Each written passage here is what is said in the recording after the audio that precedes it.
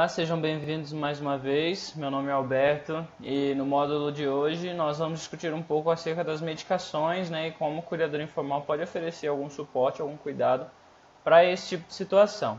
Eu gostaria de, antes de começarmos, né, pedir que vocês tenham em mente os conteúdos ministrados pelo Hugo no módulo 2 e como é importante estabelecer um canal de comunicação claro com a equipe, principalmente nesse campo em que envolve a medicação, né, a ministro de administração de medicamentos, armazenamento e até mesmo a forma com a qual você, cuidador informal, vai apresentar essas medicações, né, vai trabalhar essa relação com o idoso. Bom, eu gostaria de começar esse nosso módulo falando que pacientes idosos usam em média de 3 a 4 medicamentos ao longo do dia. E a importância de comunicação entre esse cuidador informal e a equipe básica de atenção à saúde é essencial para a orientação adequada acerca dessa rotina medicamentosa. Quando eu digo equipe básica de atenção à saúde, pode ser muito bem um enfermeiro, pode ser um médico, pode até mesmo ser um farmacêutico. Eu uso essa citação: quanto maior o número de medicamentos usados, maior a chance de erro de dose, de horário e de troca de medicação, tanto por parte do idoso como por parte do cuidador, que geralmente já está sobrecarregado com as suas múltiplas tarefas, né? Esse excerto foi retirado do guia prático do cuidador e elabora um pouco dos desafios, né, que o cuidador informal acaba tendo, principalmente nesse campo da medicação, né? Eu vou falar um pouco agora sobre o armazenamento desses medicamentos. É importante que você, cuidador, guarde esses medicamentos em caixas de plástico ou vidro com tampa, né? E que você separe esses medicamentos em diferentes caixas de acordo com as especificidades desses materiais e desses medicamentos. Você tem que separar em uma caixa medicamentos via oral, em uma outra caixa materiais medicamentos inalatórios e em uma outra caixa materiais curativos, pomadas, gaze, para que, além de prezar por uma questão de higiene, isso também previne você de confundir, às vezes, algum medicamento, né? Se acabar ministrando via oral algum medicamento de caráter inalatório. E é importante também que você, cuidador, lembre-se sempre de guardar esses medicamentos, essas caixas com medicamentos, em locais arejados, longe do sol e das crianças. Portanto, não é recomendado que vocês guardem medicamentos no banheiro devido à alta mudança, né, a variação de temperatura, e também na cozinha, por conta da mudança de temperatura também.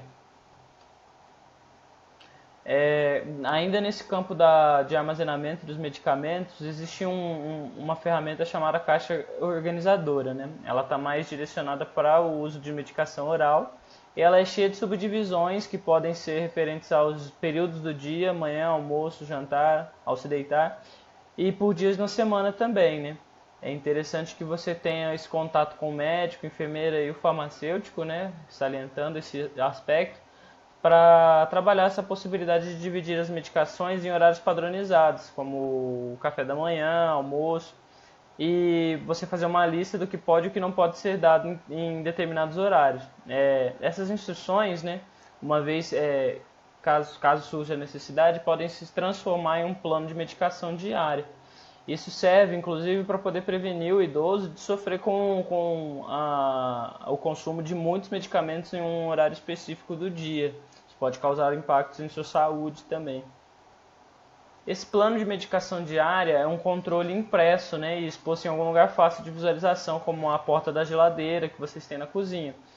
Esse plano ele surge com alguns desenhos de relógios, né? E ele pode servir como uma ferramenta de difundir essa responsabilidade que você, cuidador informal, tem para com o idoso, né? Às vezes algum familiar seu, algum irmão, alguma mãe, um pai, ou até mesmo um filho, possa te ajudar nesse processo de ministrar o medicamento ao idoso. Ali você consegue colocar na geladeira os horários corretos pelos quais determinadas medicações devem ser ministradas ao idoso. E uma vez que você esteja ocupada ou ocupado com alguma outra obrigação, alguma outra tarefa doméstica, que esse seu familiar, que esse seu conhecido possa ministrar esse medicamento sem muitos problemas. É importante também, quando a gente fala sobre o armazenamento, o trabalho o trabalho envolvendo essa questão dos medicamentos é o uso de um calendário, caderno, até mesmo um bloco de notas, se o idoso acaba usando muitos medicamentos por dia, né? Existem aí alguns casos em que o idoso acaba consumindo 9, 10 medicações ao dia, e é importante você ter esse controle para evitar, por exemplo, confusão na hora de se questionar no almoço se você realmente deu esse medicamento das 10 da manhã para esse idoso. É importante também que você mantenha esses medicamentos em suas embalagens originais, evitando que eles se misturem e controlando a data de validade deles também. É importante que a última receita médica ou de enfermagem fique junto à caixa dos medicamentos, evitando a confusão quando você troca esses medicamentos, quando você troca essa receita, e também facilita a consulta, né, em caso algum um médico ou enfermeiro solicite para você a leitura dessa receita. É importante que você se lembre de solicitar ao médico uma prescrição para casos de necessidade e manter uma pequena quantidade desses medicamentos em uma caixa separada com o rótulo necessidades especiais. Geralmente, alguns medicamentos que esse idoso precisa consumir vai causar algum enjoo, algum mal-estar, alguma desinteria, né? E é importante vocês entrarem em contato com o médico e falar, caso isso aconteça, o que é recomendado, o que é receitado por esse médico. E uma vez que você tem essas informações, tem esses medicamentos, você separe-os também em uma outra caixa com esse nome de necessidades especiais. É vital também que você não acrescente, substitua ou retire medicamentos sem antes consultar esse profissional de saúde. E lembrar também que alguns medicamentos prescritos para outras pessoas podem não ter o mesmo efeito ou não serem indicados para o paciente.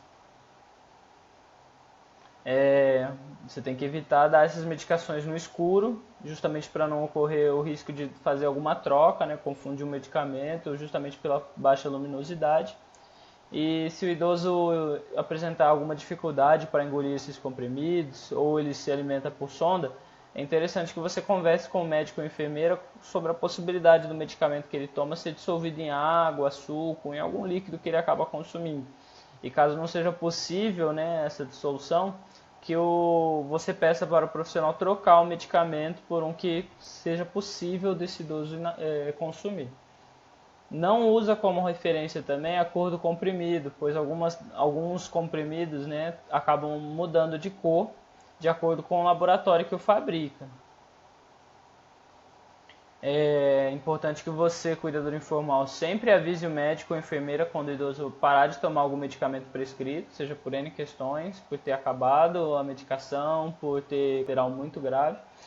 E é importante também que você não substitua esses medicamentos sem autorização do médico e que você fique atento, né, com o uso de chás e plantas medicinais, porque eles também são medicamentos, têm compostos ativos que podem causar efeitos indesejáveis uma vez que eles interagem com esses outros medicamentos alopáticos que são consumidos pelo idoso.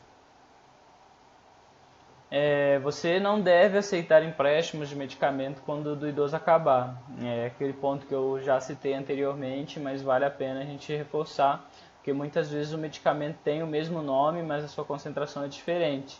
Seja prevenido e sempre confira a quantidade de medicamento antes e de feriados ou finais de semana para não correr o risco de faltar. Às vezes o posto não consegue te abastecer, o posto de saúde, às vezes a farmácia do local não está aberta. E é importante também que, acima de tudo, você sempre procure sanar suas dúvidas com o médico ou enfermeira, né? Essa comunicação com a equipe de saúde é essencial, principalmente nesse ponto, nesse aspecto de cuidado com a medicação que o cuidador informal acaba tendo que lidar cá, nesse contexto com o idoso. É isso, pessoal. Espero que essa aula tenha atendido às suas expectativas. Qualquer dúvida, novamente, entre em contato conosco através da plataforma. Estaremos disponíveis e não se esqueçam também de ler os materiais base, os materiais complementares. Tudo foi feito para melhor promover esse contexto de aprendizagem que nós estamos criando aqui nesse mini curso. Obrigado e até a próxima.